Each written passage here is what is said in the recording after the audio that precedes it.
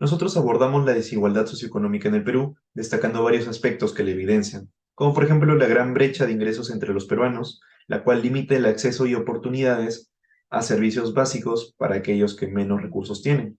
Además, señalamos el acceso desigual a la educación, donde las personas de bajos recursos encuentran mucha más dificultad para poder encontrar una educación de calidad. También destacamos el acceso limitado a servicios de salud para las personas de bajos recursos, lo que resulta en una mayor mortalidad en sectores vulnerables. Y por último, mencionamos también acerca de la corrupción y la falta de transparencia como factores que acentúan también a la desigualdad. Nosotros enfocamos la corrupción y la asociamos con la desigualdad socioeconómica en el Perú. Y nosotros vamos a proponer unas estrategias para poder abordar este tipo de problemas. La primera estrategia que proponemos es darle más importancia para fortalecer las instituciones encargadas de prevenir y combatir la corrupción, proporcionándoles ciertos recursos y hasta incluso dándoles una independencia necesaria para que ellos mismos puedan investigar sus propios casos. También resaltamos la necesidad de fomentar la transparencia y el acceso de información a la administración pública. Y otra estrategia que proponemos es darle la inclusión económica, mediante políticas que promueven creación de empleos de calidad y la diversificación económica. Esta última estrategia ha sido empleada en ciertos proyectos como Hakuwiñay y Noa Hayatay, que se han dado en zonas rurales de nuestro país. En conclusión, nosotros proponemos darle un enfoque integral que combina medidas sociales e institucionales para combatir la corrupción y abordar la desigualdad socioeconómica en el Perú. Por otro lado, en este contexto de la corrupción se puede identificar las conductas y prácticas que favorecen una falta de control en nuestra sociedad. Una de ellas es establecer una distinción salarial entre hombres y mujeres. Según el Instituto Peruano de Economía, esta situación habría incrementado de un 19 a un 25% del 2019 al 2021. Para ello hay que tener en cuenta que, como menciona Huerta Guerrero con respecto al derecho a la igualdad, la Constitución, en el artículo 2, inciso 2, te protege ante cualquier tipo de discriminación por tu sexo, y es que se piensa que la mujer es menos eficiente en las tareas laborales, y es por eso que es una práctica incoherente y que supone la desigualdad socioeconómica. Asimismo, Morillas, en su obra País Combi, hace referencia a la evasión de impuestos. Podemos observar un gráfico de la Organización para la Cooperación y el Desarrollo Económicos en el que se muestra la recaudación de impuestos del Perú en el año 2017 y está entre los más bajos de la lista, con un 15,3% del PBI. Entonces, si no hay un saldo para el financiamiento de bienes destinados al público, se pueden crear las condiciones para que se dé la desigualdad socioeconómica. Por ejemplo, en el periodo de la pandemia, según el diario La República, las clínicas privadas cobran hasta 150.000 soles por internamiento y los hospitales públicos no estaban ni acondicionados ni capacitados. Es así como se generó un acceso de una buena atención médica limitado a las personas con una capacidad económica suficiente.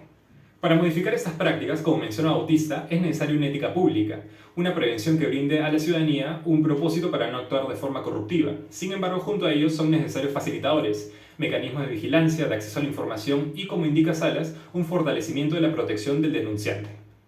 La descentralización ha dejado de concentrar la toma de decisiones políticas y administrativas, cediendo mayor autonomía a las autoridades regionales y locales.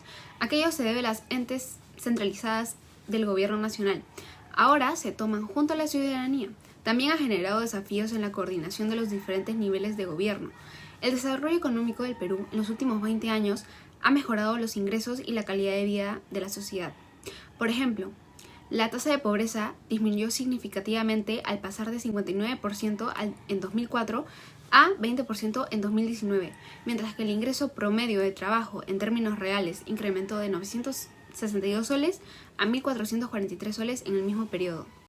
En los últimos años se ha impuesto el proceso de la descentralización en el Perú, con el objetivo de aumentar la participación de la ciudadanía y la toma de decisiones para promover una gobernabilidad más inclusiva y cercana a la realidad.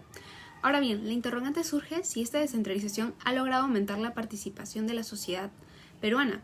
Los ciudadanos tienen el derecho de participar en lo que les pertenece, luchan por el reconocimiento y esto se traduce como un diálogo abierto que debe existir entre los gobernantes y los gobernados. De esta manera se hace justicia al tipo de organización de Estado que es la democracia. En otras palabras, el diálogo es un derecho, reconocido por una sociedad organizada y democrática, y no como un acto de generosidad que brinda los gobernantes. La participación es rentable para los gobernantes en aspectos como la correspondencia de los funcionarios públicos con los ciudadanos, agilizando la ejecución de planes y programas. Sin embargo, perduran importantes brechas sociales y de infraestructura. El mayor número de ellos se presentan principalmente en las regiones fuera de Lima. Las brechas del crecimiento del país se relacionan en parte al incorrecto proceso de descentralización que se realizó en el 2002.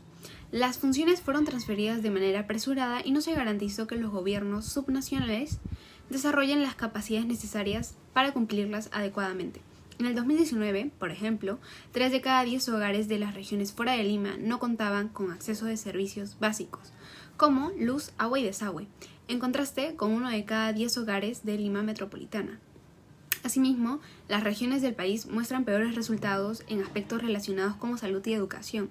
Por ejemplo, el número de años de educación alcanzado en promedio por las personas mayores a 25 años en las regiones tienden de 7,8 años, mientras que el promedio para Lima metropolitana supera los 10 años.